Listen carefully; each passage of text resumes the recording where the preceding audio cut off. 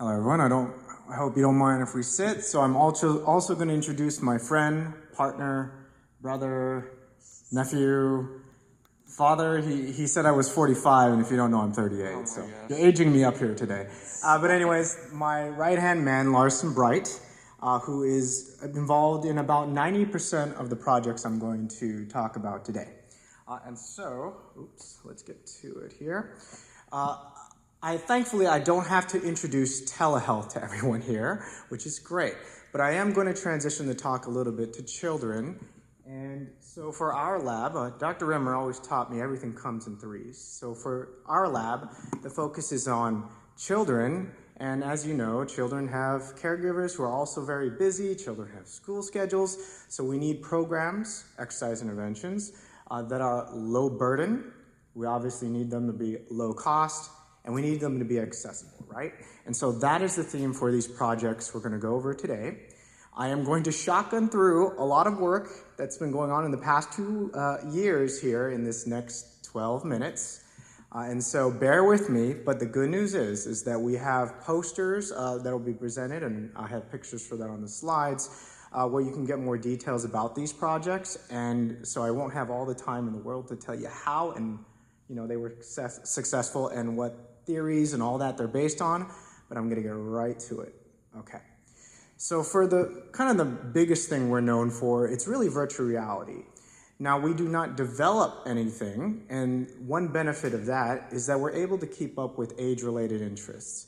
Children, teens, whatever, kiddos, their interests change year to year, decade by decade, right? And so my goal, or my strategy, our strategy, is to really adapt stuff that's out there that's relevant to their current interest to help as many kiddos as possible. That's the name of the game. Help as many people as possible as quickly as we can. And it's a lot easier to just adapt what's out there commercially that anyone can pick up at the store. And so that's also a theme to all of these projects. Versus me develop something that's going to be old by the time a clinician can use it or a person can use it. And so everything virtual reality-wise that I'm going to talk about right now really started from a single case study. I kid you not, just 2 people here. And this was during the height of COVID-19. As you can see on that slide there were only 2 people, and they averaged, in short, about 200 minutes of moderate to vigorous intensity exercise per week using off-the-shelf, commercially available virtual reality technology. The Meta Quest, it was called Oculus Quest then. But the cool thing is we figured out how to adapt it for people with disabilities. Larson there, you were the first, I guess, person to pioneer this. That's not your data there, but that's actually 2 other kiddos. So we figured out how to adapt the headset so that it's easy to use. And most importantly, we figured out the game settings, games, and all of that, which is probably the hardest thing to do. And so we have this kind of now algorithm of, okay, you have this kind of functional ability, these kind of interests, you can go to this game, this settings. But this launched everything that we're about to get to. Now, one kiddo, this was so huge, he lost 2 t-shirt sizes from 4 weeks of moderate to vigorous exercise using virtual reality. Now, this is unique because as we get to the later research, this is not what we're seeing in a larger study. But what I think happened here is he did vigorous intensity exercise. He did 150 beats per minute on average for an hour every single session. And so I think the trick here is vigorous intensity, so we need to explore that more. Now, after that case study, I said, hey, okay, well, we did it in the community. How about in the clinic? And so we jump started all the way to the earliest stage, essentially, of therapy, early mobility. And so we tested again, case study, 2 to 3, I can't remember precisely, kiddos who are in the pediatric intensive care unit. And we got a kiddo doing moderate exercise in his bed in the intensive care unit. So we were able to get virtual reality exercise, doable or usable, all the way in the early stages of therapy and all the way out in the community, across the entire spectrum. Yeah. So we have video there. Now, that might not look like much, but this kiddo was not responsive to therapy. He was not in it, and understandably, he went through a critical event. But so getting him honestly upright was a big win of the therapist. Cool thing is he got in a few sessions, he got back into the swing of things mentally, and he was back engaged in therapy, and they didn't need me anymore. And that was fantastic, right? Just get him boosted back into physical therapy. So then from those case studies, we got a clinical trial to test this now in a larger sample. And we just finished, which is really cool, and the results of that will be presented in a poster out there. But we tested with 32 kiddos with cerebral palsy. This was a randomized controlled trial. This was done nationally because this was a pure telehealth trial. Data collection was done remotely too. Long story short, I'm not going to go over that consort, but long story short is, on average, across the 17 kiddos who were randomized to the immediate start group versus the waitlist control group, on average, they exercised 144 minutes of exercise alone. Now, this is done at home, right? I'm not sitting there with them doing the exercise. 144 minutes, I can do that with someone clinically if they're there with me and I'm supervised, hovering over them, right? But for them to do this alone on their free time, that was huge. And then if you count the moderate exercise minutes, this is measured objectively, they had 96 minutes on average of non-supervised exercise. Now, I don't know about you, but I haven't heard of this done for the kiddos. And so this was really huge for us. And the cool thing is that, again, this is non-supervised. But also, the interesting thing is we didn't include kiddos with GMFCS, Gross Motor Function Classification System level of 4, which means we only started with kiddos who were ambulatory. But then we had a knock on the door from a few caregivers who were like, no, I want my kiddo to try this. And so we included kiddos with GMFCS level 4. And so kiddos who were exercising from the bed. And the cool thing is we realized that this is adaptable or doable by a variety of functional abilities. Now, I won't go over all the results. It gets a little nitty-gritty. Long story short, when they were doing enough moderate exercise, and I think enough is, my guess is it's around 100 minutes, just my research guess. At week 7 or halfway through, they had statistically significant improvements in their insulin levels and triglyceride levels versus the waitlist control group. And unfortunately, the waitlist control group worsened in these things over time, and that worsened level actually exceeded normal ranges over time. So that's not a good story, but it's good for the VR exercise, I suppose. And so the interesting thing is there also might be a protective effect on inflammation at hsCRP levels. And so this was done via blood spot test. Now, it's not all sunshine and rainbows. Those changes that I mentioned reverted at the last stage of data collection, which was week 12, but we think that was due to them lowering the amount of moderate exercise they did. Unfortunately, this was not a very structured program. We let them choose the games they wanted to do after like week 3 and week 6, and they chose a lot of the less physically intensive games. We're going to do it better next time.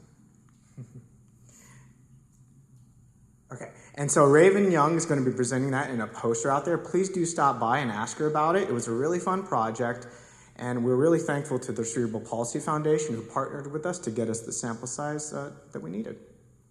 This is a video of a kiddo, GMFCS level 4, who was exercising with it. Mom was so ecstatic that we finally got something that she could do, and that I know might not look like a lot, but she's doing moderate exercise, which is really exciting.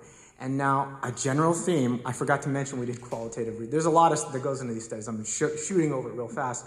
But the one major qualitative theme that came out of this is that about 90% of the kiddos who participated had not participated in this much exercise in their entire lifetime. This kind of intense, that type of intensity and that long duration. And so that was a huge win for us. Now, we had another VR project, which is a group VR project. This one was really fun. This was during COVID-19. We met with kiddos online in VR. We played games, we exercised, we cooked, we watched movies, we sang karaoke, we listened to music. It was really more so improved mental health and just network kids with other kids. Larson, you were in on that, right? That was a fun one. I was, and that was really fun. Yeah, we listened to a lot of K-pop. There was one girl who really loved K-pop. So, but anyways, that one was done. Really fun project. That one had, it was a small pilot study, very small sample, but a trend for improved depression levels, and levels were concerning, I should note in there. We had another VR randomized trial, or clinical trial. No, this one wasn't randomized. This one also funded by Cedars and Forge Ahead. I said NORC there, that's incorrect.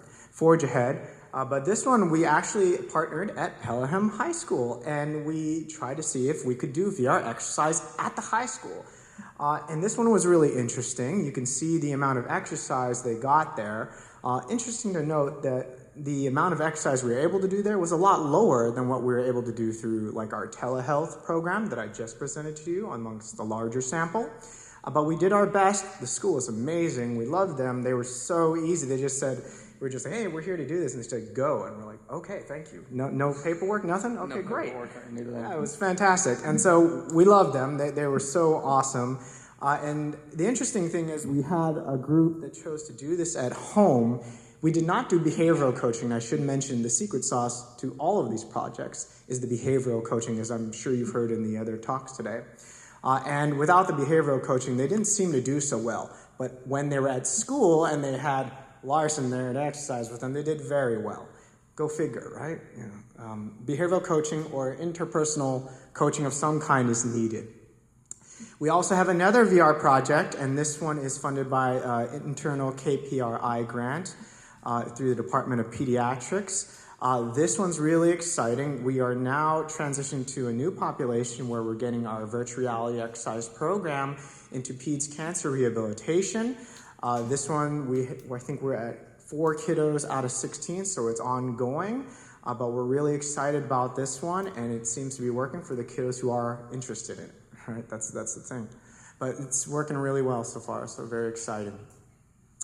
We also now we're finally transitioning out of VR. This project is a movement to music, but focused on maximal intensity exercise. So what I was just talking about, all this virtual reality, that was all moderate intensity exercise. But this video that I'm going to show you, it looks silly when you look at it, but it's actually based off some of the latest exercise physiology research for sprint intensity interval training. So when I show it to you, you can laugh at it. That's okay. That's the point. It's for kids. But even though it looks silly, it's actually scientifically based.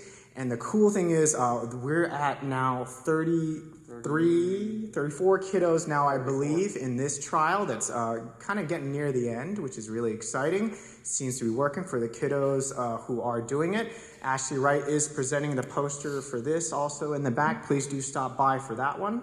I will just show you a quick video on this. Please feel free to laugh. There's no music. That's okay. It's... Oh, there it is.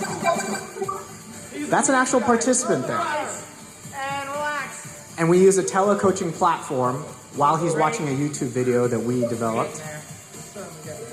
You can see his heart rate there. He's getting up to 140s, 150s, 160 heart rate doing those intervals, okay? And so that is not every kiddo, okay? That was like our best kiddo, like, to be honest with you.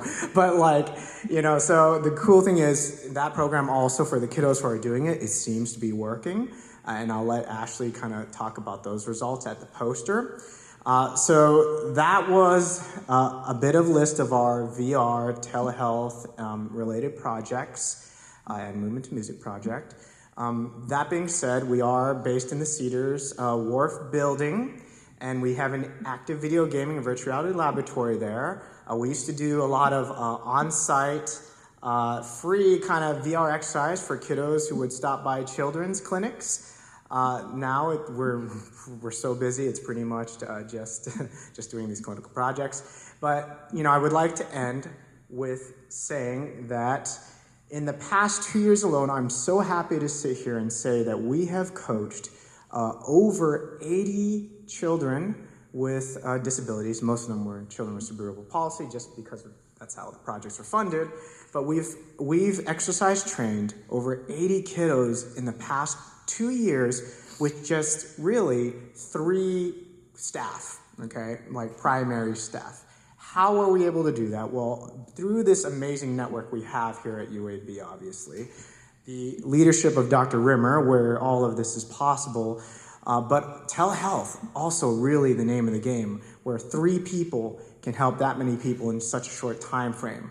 So for example, right now, even in this current week, me and one other coach, we coach after hours, after work hours, 10 kiddos each week, 3 times a week, only possible through telehealth, right? And that's after hours. And so that's why, sorry, colleagues, I'm not able to attend a lot of the get-togethers and all. But again, I would like to thank Dr. Rimmer, Raven Young, Ashley Wright, Bailey Hutchinson, Dr. Drew Davis, who's the head of the division, as well as my clinical colleagues, and Dr. Mitch Cohen, for who this is all possible. But thank you.